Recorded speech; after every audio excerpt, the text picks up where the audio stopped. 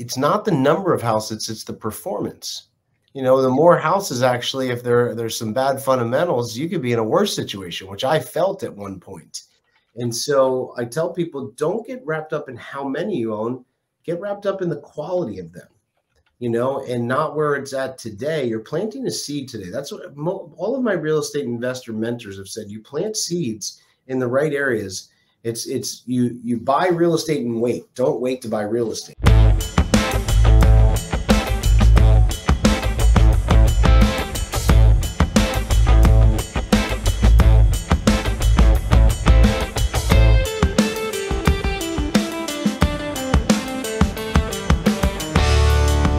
Welcome to another episode of the Practical Wealth Show. So today's topic is escaping the rat race. So how to get you out the rat race, how to use build to rent real estate and how it can transform your life and your family forever. So my guest today is Mr. Jim Shiels of Southern Impression Homes. He does a bunch of things. So he's a family leader. He's a real estate investor. He's a best-selling author.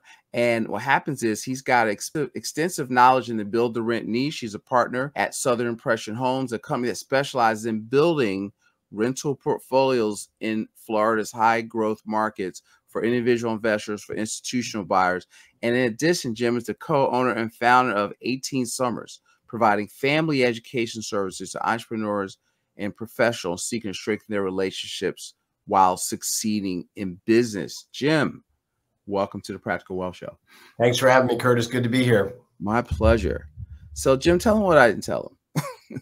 I think you did a pretty good overall view. You know, I found real estate to be a vehicle for me to have a financial resource that I never thought I'd have, that my parents certainly didn't have, and also not only be able to provide financial resource, but buy back my time to do the things that I really wanted to do. And I think that's one of the key things about real estate, especially the right real estate, because I've done the wrong real estate over the last 25 years. Okay. And by doing the wrong real estate is think how I found the right niche, which is for me, new construction rentals, which has been a game changer for not only myself, but, you know, over 1,000 clients that I work with.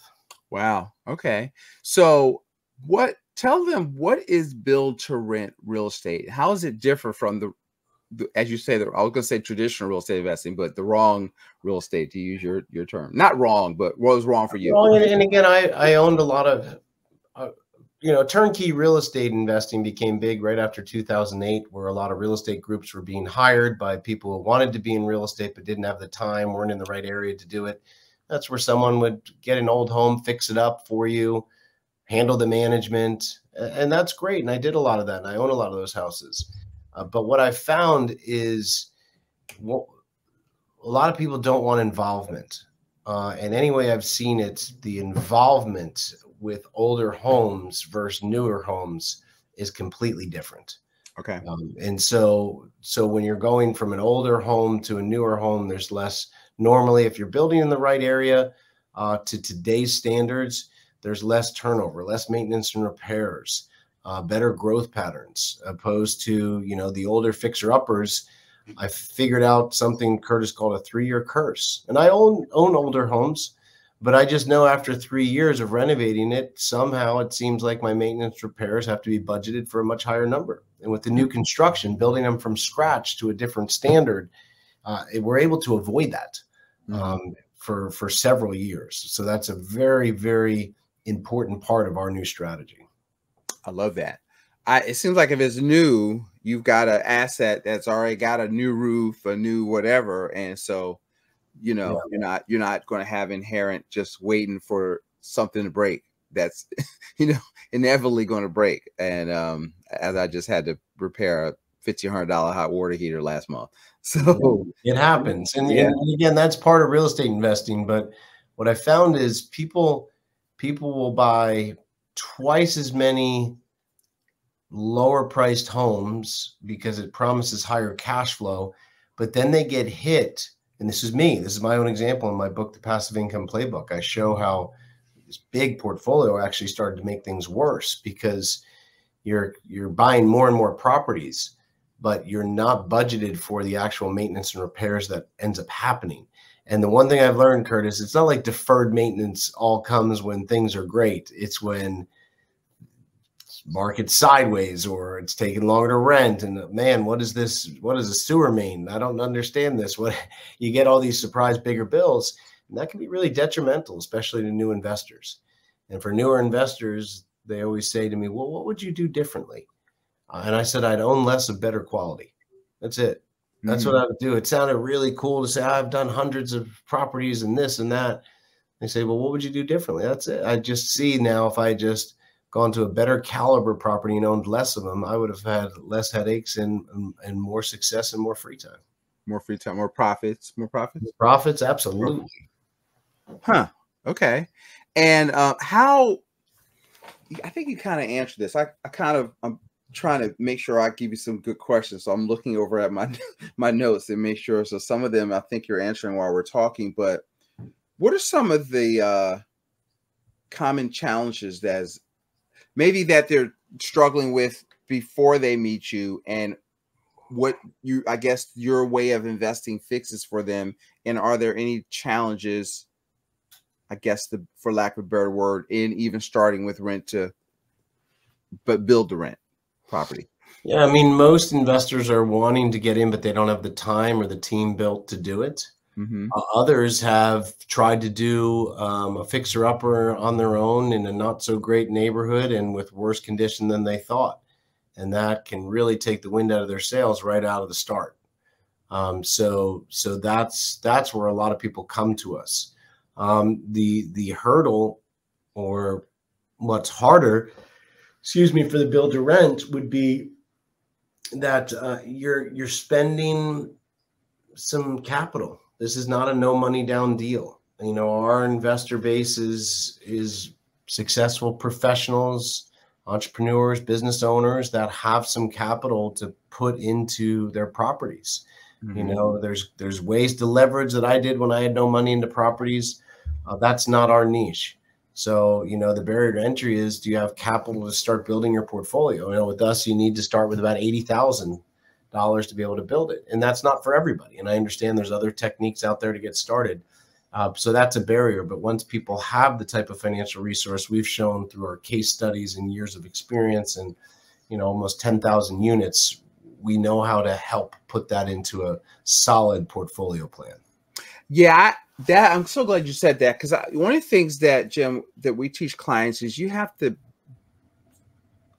capitalize. You have to save money. So if you make, you know, we teach people they need to save 15-20% of their gross income, and then maybe your first 90 days is your emergency fund, but everything above that is your opportunity fund for you to buy or build cash flowing assets. Right. Yep. And so you got to save money. See, most people, when I work with them, they're way too illiquid because they think they have to be fully invested. All their money's tied up in their 401k, and they don't have any money to do something. That it's not that they don't have it. It's just not positioned right. Yep, exactly.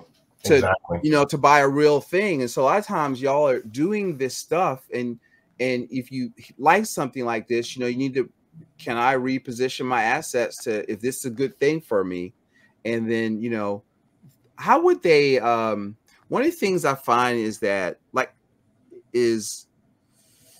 I'll ask people is, how would they do due diligence? Like, you know, I tell people, don't just throw money at stuff. Like, you need to think about the operating, you know, they don't want to know anything. They need to know something. Yeah.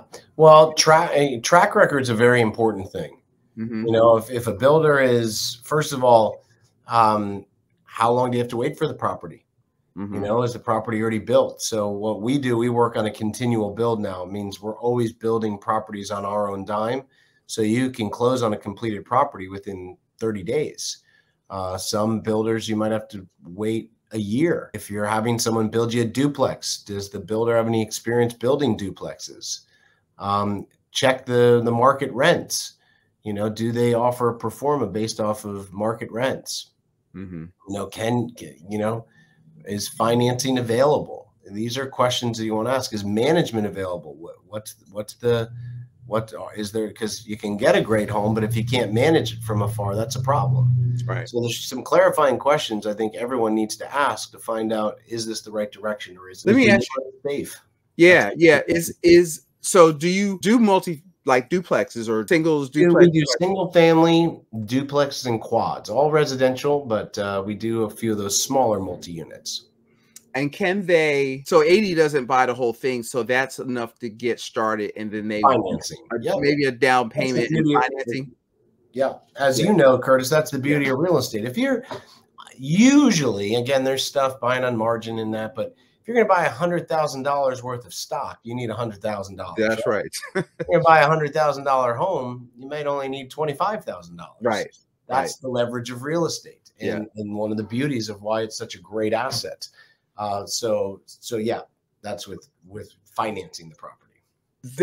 So I love that. I think that if you can, especially if you are a high paid professional or you've got a business where you're saving money, then Jim, what I say, listen, you should have a strategy. Okay, can I buy one of these a year for the next 5 years, or two of these a year for the next, 5 or 10 years? To me, that's a better strategy than trying to max out my SEP. Because again, you want 100,000 stock, you need $100,000.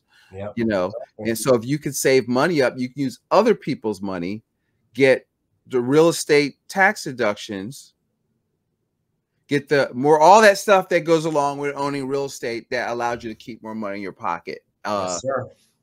Without you, and you do that. Do you help them with the operating, the management, that kind of stuff? We manage the property, and we're one of few groups that also have in-house financing.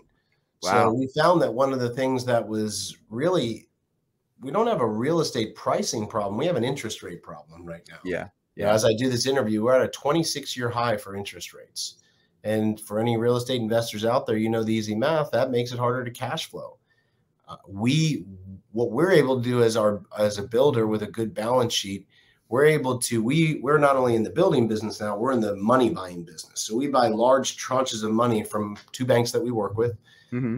We have to pay for it up front, which is expensive to us, but we're able to pass those savings onto our buyers.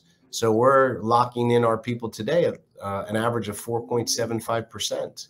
Wow. And so, you look around other mortgage companies, we're beating them by 2 to 3%, which makes a huge difference in your cash flow and your overall stability. So that's another thing that's keeping us very busy, and is something to ask. If you're working with a builder who specializes in build to rent and turnkey real estate, do they have management? Do they have a in-house lending program that can help you get a better deal than what's being offered out there? That sounds wonderful. What's cool is that you're building them. So so Florida's great, but the prices have shot up, and there's all the lots are all the existing inventory. Because what I heard when I first was thinking about this interview, I was like, well, how's the inventory down there? Everybody's going down there, but you solve that problem because you're creating new inventory. Yeah. So the inventory levels are obviously higher now than they were during the pandemic. The pandemic, they went down to basically nothing.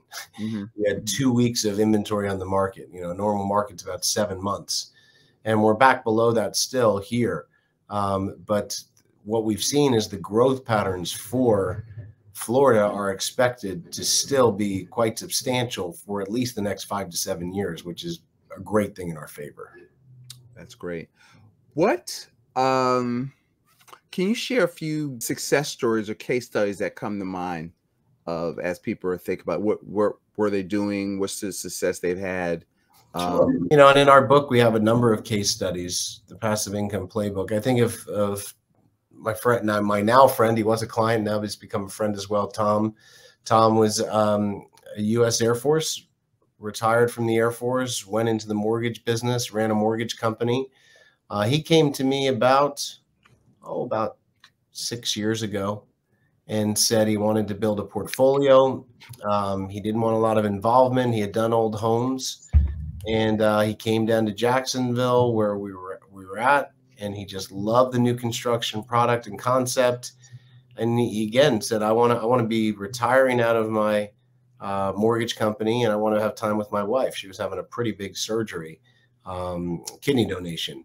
And so he started to buy about 4 properties, did well with them, continued on to build 3 more. Today, he sits at almost $12,000 a month cash flow with over $1 million in equity. And he sent me, a famous screenshot Facebook message that I share with audiences that he was out flying his plane the day that his hobby was still as an Air Force guy to fly his private plane, which he says his last rental property he bought with us makes the payment for him. Okay. And he was able to retire from his mortgage company and be there for his wife when she had the surgery, and she's doing great.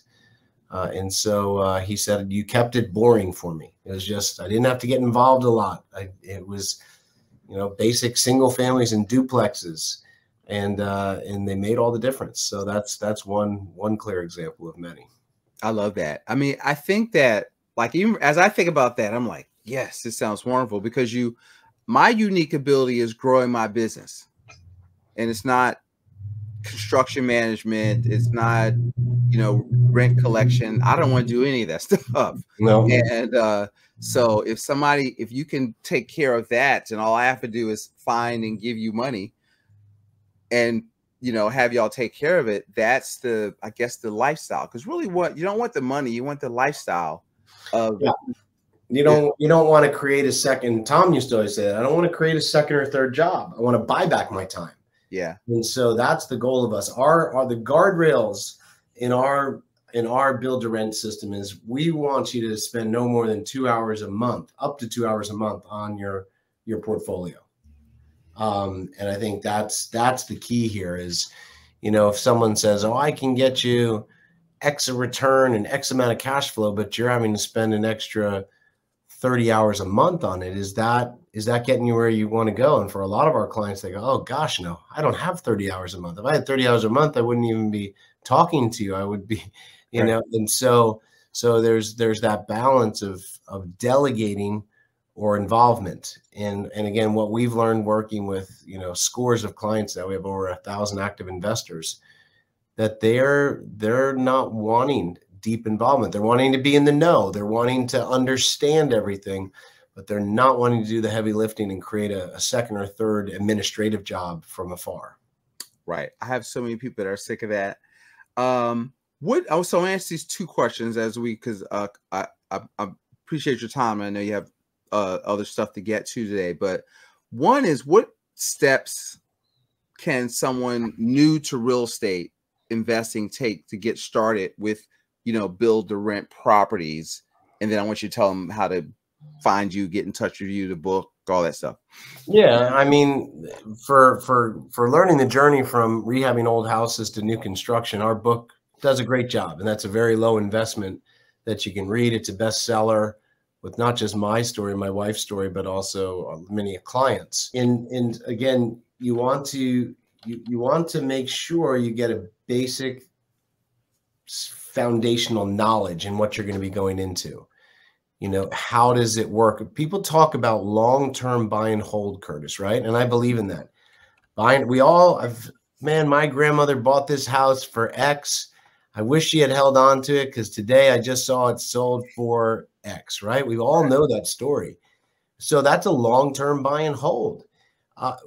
The interesting thing you need to look at, though, to be able to have a long-term buy and hold it and have that, wow, it was this and now it's this. You got to hold it through all those years, right? There's time here. Well, people try to match the strategy with long-term buy and hold with properties that are not easy to hold year after year after year. Why? There's lots of tenant turnover, tenant damage, maintenance and repairs that wasn't expected. That's really draining, not only on your mental energy, but possibly on your wallet. Right. So, if you're always having properties that are in disrepair and always deferred maintenance and more things going wrong, you're having to band-aid this and fix this, it's hard to have a long-term buy and hold. And that's why I always encourage people, don't get wrapped up in the number of properties. I used to talk about that when I first started this 25 years ago. It was the 100 house club. You got 100 houses, you were just sitting pretty. Well, I more than doubled that. And it's not the number of houses, it's the performance. You know, the more houses, actually, if there's some bad fundamentals, you could be in a worse situation, which I felt at one point. And so I tell people, don't get wrapped up in how many you own, get wrapped up in the quality of them, you know, and not where it's at today. You're planting a seed today. That's what all of my real estate investor mentors have said. You plant seeds in the right areas. You buy real estate and wait. Don't wait to buy real estate. You'll just do that and let the seasons take care of themselves. The cycles take care of themselves. If history repeats itself, you're in a good position. I love that. And so, Jim, tell them where to find you. Yeah, if you want to learn more about us, go to jjplaybook.com. That's a free download and tells about our real estate story. My wife and I wrote it, you know, because our goal is to always, you know, buy back our time with our real estate investments and have a legendary family life. Things that her and I couldn't afford to do as children, impact on causes we cared about, and having free time while still running a big business. And that's what our build to rent turnkey system's all about. I love that. It's all about, I found, Jim, I'm a really good beach bum. So, I like it. I like it. So I thought it would be boring. I said, no, I was in Orlando and I was, I literally for a conference, but I was there. I got a couple of early days in, and I literally stayed at the pool all day. Like, I said, I could do this. I'm not bored. I had a couple books I wanted to read. I was like, all right, I like it. Yeah. So, listen, Jim, thank you so much, guys. We're going to put his the book, links to his info in the show notes. I think that, you know, you should study, figure out what he said towards the end of getting yourself ready. But I think for the right people, this is a fabulous opportunity. You just have to either be the right person or get yourself in position to be the right person, which means save some damn money. All right. So, and Jim, thank you so much for being a guest on the Practical Wealth Show. Thanks for having me, Kurt. It's good to be here. All right, guys, go make it a great and profitable day.